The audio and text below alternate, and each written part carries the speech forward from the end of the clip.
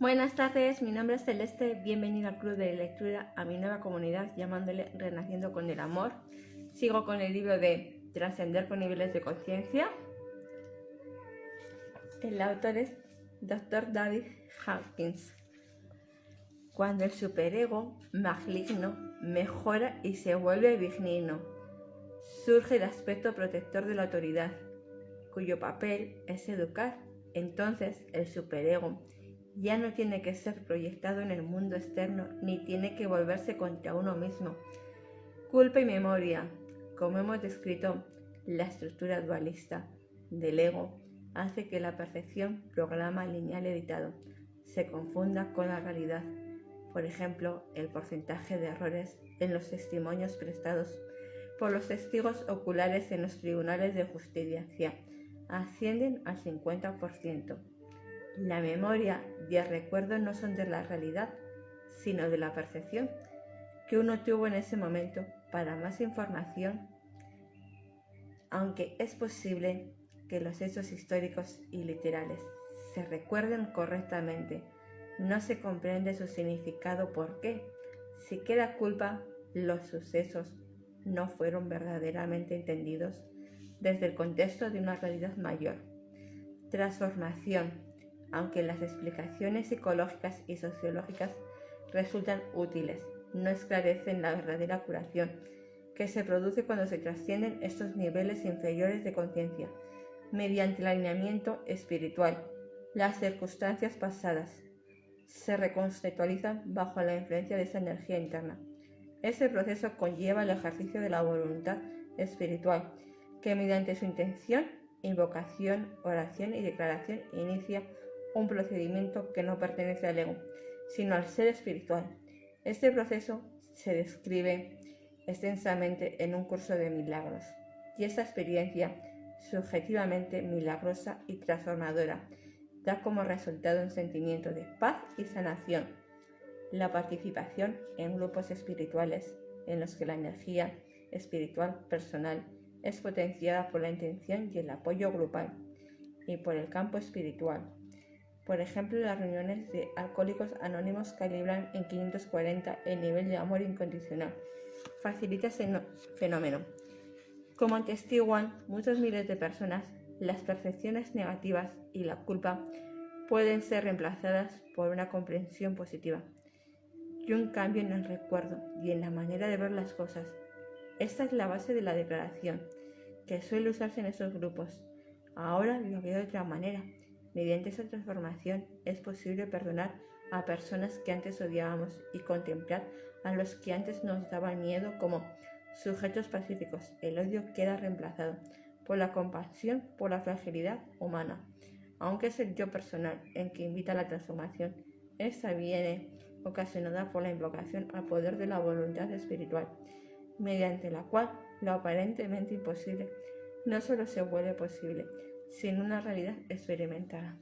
Entender los mecanismos por los que domina el ego. La ilusión es la consecuencia secundaria y automática del posicionamiento.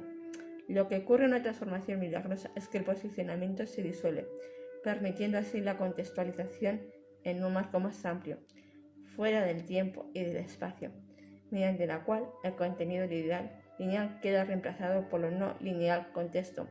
El principal soporte de la persistencia en la negatividad es la compensación secreta que el ego obtiene de ella. Esta compensación secreta es la única fuente de energía del ego, de modo que ve el perdón y la compasión como enemigos.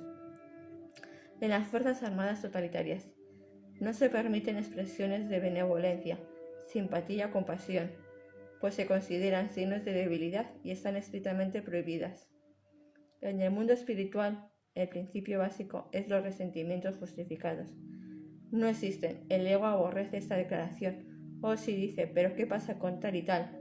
A continuación, repasa su lista de agravios, su letanía de errores, violaciones de derechos, injusticias, argumentos supuestamente éticos y morales. Todos los terapeutas, consultores y asistentes sociales están familiarizados con estas recitaciones para recuperarse la cuestión que uno tiene que afrontar es si desea aferrarse a ello.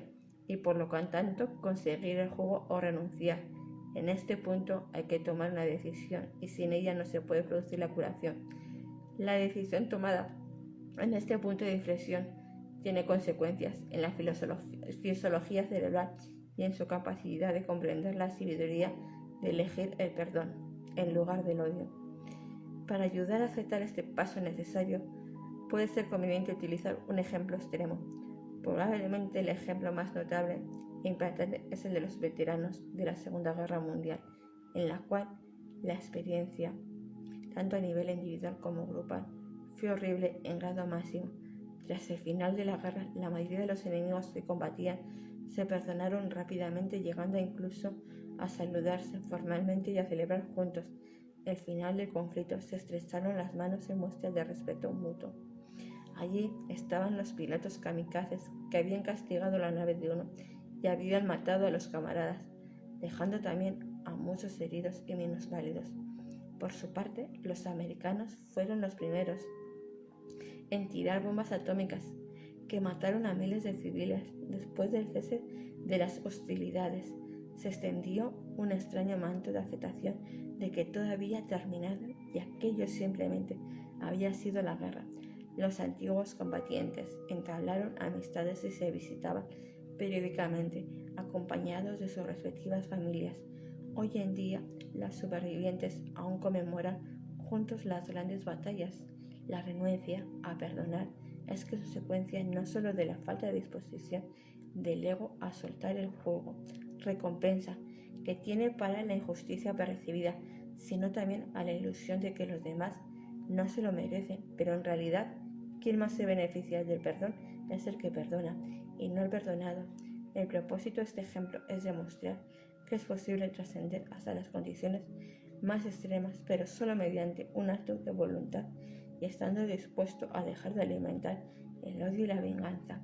Uno podría preguntarse cómo es posible que se produzca tan santa transformación teniendo en cuenta las horribles circunstancias en ambos bandos, incluyendo los aprisionamientos en campos de concentración, el hambre, las torturas personales, la tremenda crueldad y las matanzas. En realidad, a nivel psicológico, la mente ego no podría hacer esto en absoluto, porque cuando está atrapada en el campo de energía del odio, que solo calibra en 30, le falta el poder necesario. Por lo tanto, la fuente transformadora de poder no puede tener su origen en la mente o en la personalidad, en lo que llamamos el yo personal. El poder necesario reside en una cualidad no lineal de la conciencia llamada voluntad. Solo ella puede abrir las puertas al poder necesario para disolver el posicionamiento del ego. Cuando se le invita el Espíritu Santo, transforma la comprensión mediante el poder curativo de la gracia.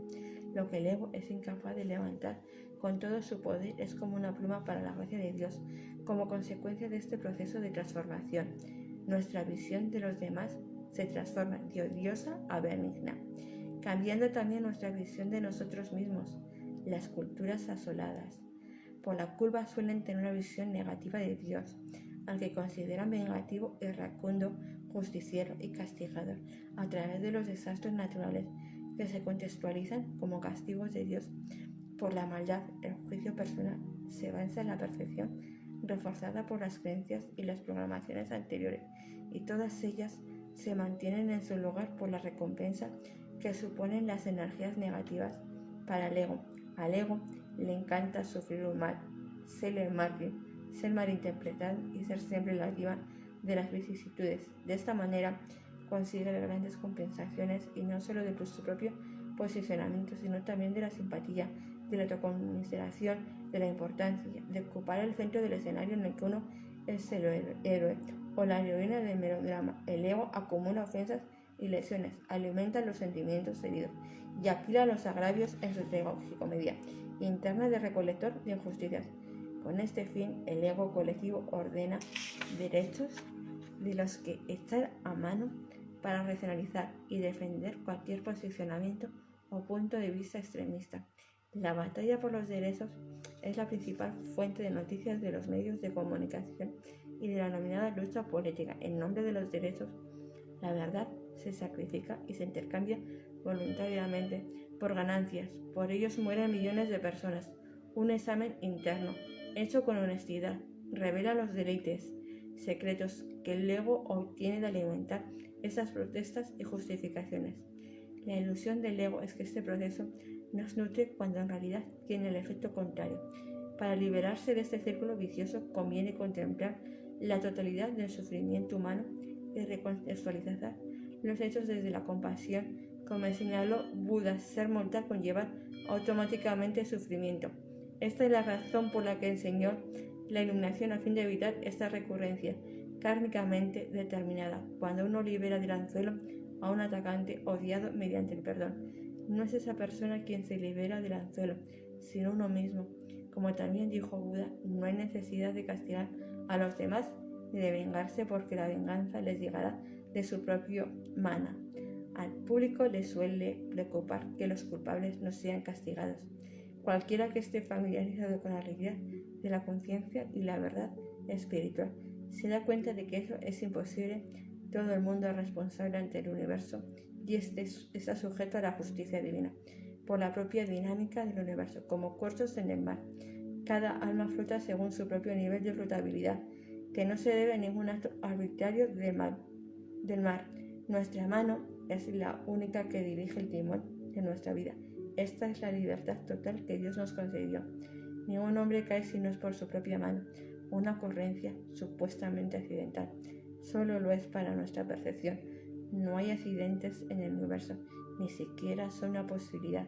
Lo que esto significa es que los acontecimientos son imprevisibles o incomprensibles para el ego lineal, limitado al paradigma newtoniano de causa y efecto.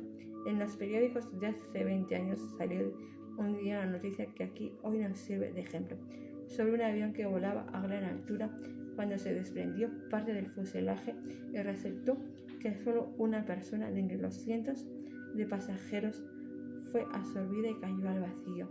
Las personas se congregan en grupos porque están alineadas con el mismo campo atractor.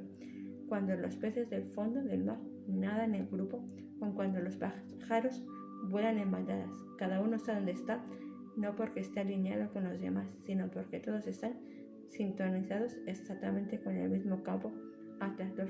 Cada uno de ellos individualmente está siguiendo una especie de poderoso campo magnético que a su vez está sujeto al campo atractor superior y así sucesivamente hasta la divinidad.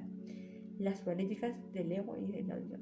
El ego estructurado en la dualidad se propaga a sí mismo mediante un posicionamiento que tiende a verlo todo en términos de atacante, víctima, el clásico error relativista de Karl Marx. En virtud de un posicionamiento arbitrario, divide los sucesos en polos opuestos, y el proceso de echar la culpa que se produce seguidamente puede estar dirigido hacia dentro, que se forma de culpabilidad, o proyectado hacia afuera, en forma de odio y paranoia. Así, el ego juzga y sin darse cuenta, se convierte en su propia víctima. Si odia, inconscientemente sentirá culpa por violar la verdad y es posible que reprima la culpa acumulada, lo que añadirá más energía al odio proyectado.